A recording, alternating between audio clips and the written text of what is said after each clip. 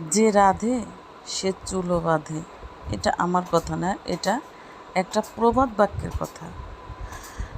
আসসালামু আলাইকুম, সবাই কেমন আছেন? আমার নতুন ভিডিওতে সবাইকে স্বাগতম। আমার একটা ভিডিওতে আমি বলেছিলাম যে আমি মাঝে মধ্যে টুকটাক বা কাঁচা বাজারটা করি। তো আমার কেউ একজন প্রশ্ন করেছিলেন, আপনি বাজার করেন?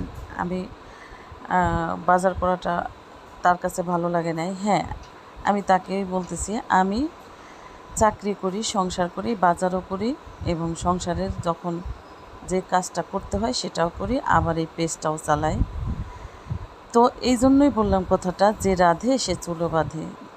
আপনাকে কাজ করার ইচ্ছা শক্তি থাকতে হবে। আপনাকে একটা জিনিস চিন্তা করতে হবে যে আমি এই কাজটা করব, এই কাজটা আমি করব। দেখবেন ওই কাজটার জন্য আপনার একটা জায়গা তৈরি হয়ে যাবে এবং এক সময় আপনি সেই কাজটা করছেন এবং সফলতা লাভ করছেন।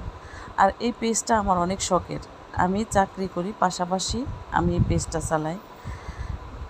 আমি জানি না পেজটা নিয়ে আমি কত দূর আগাইতে পারবো, তবে আমি চেষ্টা করি। আমার থেকে অনেক ভালো ভালো আপনারা অনেকে অনেক কিছুই করতে পারেন, ভালো ভালো রান্না করতে পারেন, রান্নার অনেক আইটেম করতে জানেন। অনেকেই ভালো কেক বানাইতে পারেন, অনেকেই ভালো পুডিং বানাইতে পারেন, পিৎজা বানাইতে পারেন, অনেকে আরও অনেক কিছু পারেন। তবে হ্যাঁ, ক্যামেরার সামনে এসে কথা বলা এবং ভিডিও করে সেটাকে এডিট করে পেজে ছাড়া, এটা কিন্তু অনেক ধৈর্যের বিষয় এবং কষ্টের বিষয়। কাজটা করে দেখবেন যে কাজটা করাটা আসলে কতটা কঠিন। হয়তো আপনারা ভিডিও করা দেখে 2-4টা মন্তব্য করে যান, খায় দেয় কাজ পায় না, এগুলা করে, ভিডিও করে, রান্নার আবার ভিডিও করতে হয়, এটা সেটা। কিন্তু হ্যাঁ, এই খায় দেয় কাজ পায় না এই কথাটা আমরা কাজ করার সময় পাই না। যে সময়টা পাই সেই সময়টাকে চেষ্টা করি কিছু করার, কাজে লাগানোর জন্য। ঠিক আছে, আপনারাও একটু চেষ্টা করেন কিছু করে দেখানোর জন্য, নিজের আইডেন্টিটি তৈরি করার জন্য, নিজের পরিচয় তৈরি করার জন্য। হ্যাঁ, আজ আমাকে 5 জন মানুষ চিনে।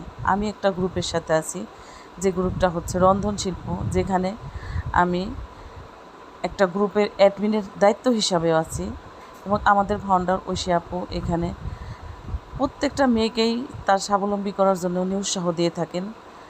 আর উনিও চান যে মেয়েরা যাতে স্বাবলম্বী হয়, নিজের পায়ে দাঁড়াতে পারেন। তো আপনারা আসেন, কিছু একটা করে দেখান। অনেকে আবার বলেন চাকরি করা মেয়েরা ভালো না, এটা সেটা হেন তেন। বাইরে একবার করে দেখেন, চাকরি করা, সংসার করা, বাচ্চা পালা কতটা কঠিন। আপনারা যারা পারেন না তারাই কিন্তু এই কথাগুলো বলেন, মানুষের পিছনে লেগে থাকেন। আর আমরা কখনোই কারো পিছনে লেগে থাকি না। আমরা যে সময়টা, সেই সময়টাকে কাজে লাগাই, সেই সময়টাকে কিভাবে কাজে লাগানো যায় সেই চিন্তা করি। ঠিক আছে? তো আমার কথায় কেউ কিছু মনে করবেন না। আসলে অনেকেই ভিডিওতে অনেক সময় অনেক মন্তব্য করে থাকেন, তারই কিছুটা উত্তর দিলাম। হ্যাঁ, আমি আজ প্রেশার কুকারে লাল মুরগিটা রান্না করলাম। তো কেমন হলো? আল্লাহ